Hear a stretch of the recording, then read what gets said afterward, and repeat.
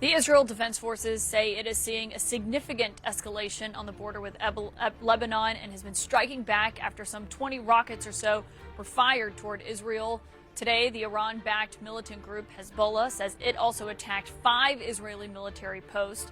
A spokesperson for the IDF says that tells CNN that Hezbollah is trying to drag Lebanon into the conflict, certainly something people in the region have been worried about. CNN's Ben Wiedemann is in southern Lebanon for CNN right now. Ben, what have you been seeing as there is this concern that if Israel does, if and when, embark on this ground invasion, that the fighting could increase and then Lebanon could get pulled into this war?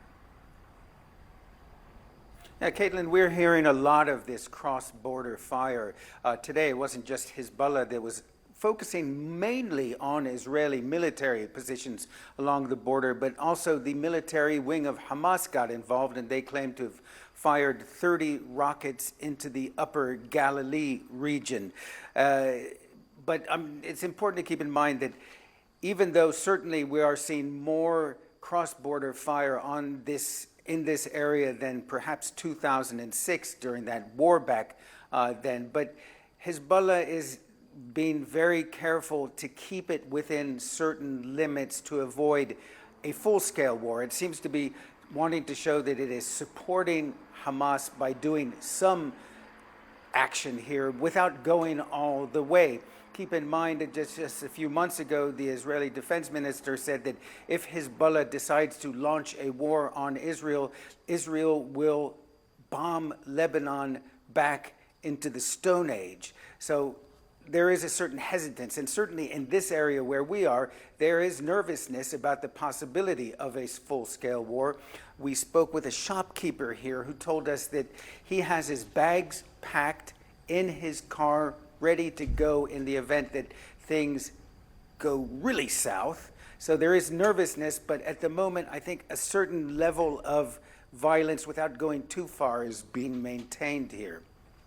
Caitlin? Yeah, and that's really interesting given the idea that, I mean, if you see these strikes going back and forth, something you say we haven't seen in 20 years, and I should note we're hearing a little bit of activity here right now in Tel Aviv. We'll be monitoring that. But you're saying what Hezbollah is doing is maybe a little bit, but not enough because to provoke Israel. Is that the sense of what's actually happening on the ground, what their decision making is? Yes, I mean, they are doing, I mean, what we're seeing really in terms of Hezbollah's capabilities is really just the tip of the iceberg. These are very localized attacks. They're not lobbing missiles in the direction of large Israeli population centers. Hezbollah is putting out videos every day. They seem to be focusing on communications, surveillance, and observation equipment on the Israeli side, occasionally hitting tanks and troops as well, but it's really very military in its focus, not what we're seeing, for instance, in coming out of Gaza. This is very specific, very... Caitlin? Yeah, and clearly the U.S. government, though, seems worried that it could go from this state of where it is right now to something bigger, because this warning came out from the State Department telling Americans who are in Lebanon, leave the country as soon as possible. They're worried there may not be commercial options to do so as soon, or in the near stage, I guess. I mean, have you sensed a change in how people feel? Are they going about everyday life, or do you sense something different since you've been on the ground? Well, certainly in this area, along the border, there is nervousness. Some people have already left. Others have left and come back because they can't afford to hang out in hotels in Beirut. But certainly, in general, if you're talking about Lebanon, there is nervousness. And it's not just the U.S. government.